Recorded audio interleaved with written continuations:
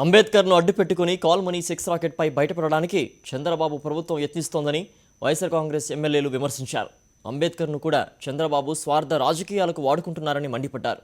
అధికార టీడీపీ వైఖరికి నిరసనగా నేడు రాష్ట్ర వ్యాప్తంగా అంబేద్కర్ విగ్రహాలకు పాలాభిషేకాలు చేయాలని వైఎస్ఆర్సీపీ పిలుపునిచ్చింది. ఆల్ ఆఫ్ సడన్ మళ్ళీ ఒక డాక్టర్ బిఆర్ అంబేద్కర్ ఒక రాజ్యాంగం రచించిన గొప్ప వ్యక్తి, ప్రపంచ మేధావి, అటువంటి అప్పుడే ఇమ్మీడియట్గా తీసుకురావడం అంటే కారణం ఏంటండి?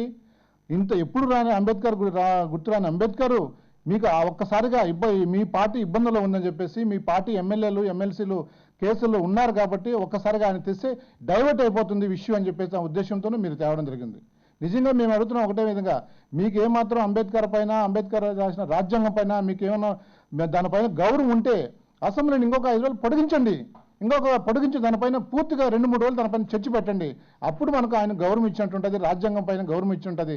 రాజ్యాంగాన్ని స్ఫూర్తినిస్తూ దాదాపు వైఎస్ఆర్ కాంగ్రెస్ పార్టీ ఆధ్వర్యంలో లాస్ట్ మంత్ 26వ తేదీ చాలా అన్ని ప్రాంతాల్లో కూడా, అన్ని నియోజకవర్గాల్లో, అన్ని జిల్లాల్లో కూడా వైఎస్ఆర్ కాంగ్రెస్ పార్టీ ఆధ్వర్యంలో ఆయన రాజ్యాంగ ఆమోద దినోత్సవం జరుపుకున్నది. ఎమ్మెల్యేలు మాట్లాడుతూ మాకు అదేవిధంగా జగన్మోహన్ రెడ్డి గారికి, వైఎస్ఆర్ కాంగ్రెస్ పార్టీకి అంబేద్కర్ గారన్నా రాజ్యాంగం అన్నా గౌరవం లేదని చెప్పి చెప్తా ఉన్నారు. మీరు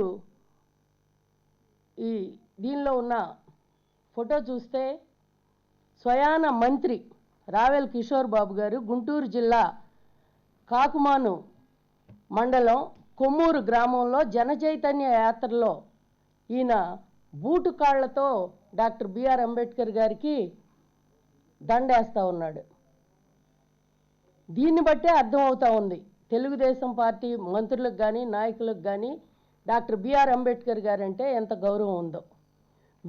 మాకు చెప్పేది వైఎస్ఆర్ కాంగ్రెస్ పార్టీకిను అదేవిధంగా మా నాయకుడు జగన్మోహన్ రెడ్డి గారికి అని చెప్పి మేము ప్రశ్నిస్తూ ఉన్నాం.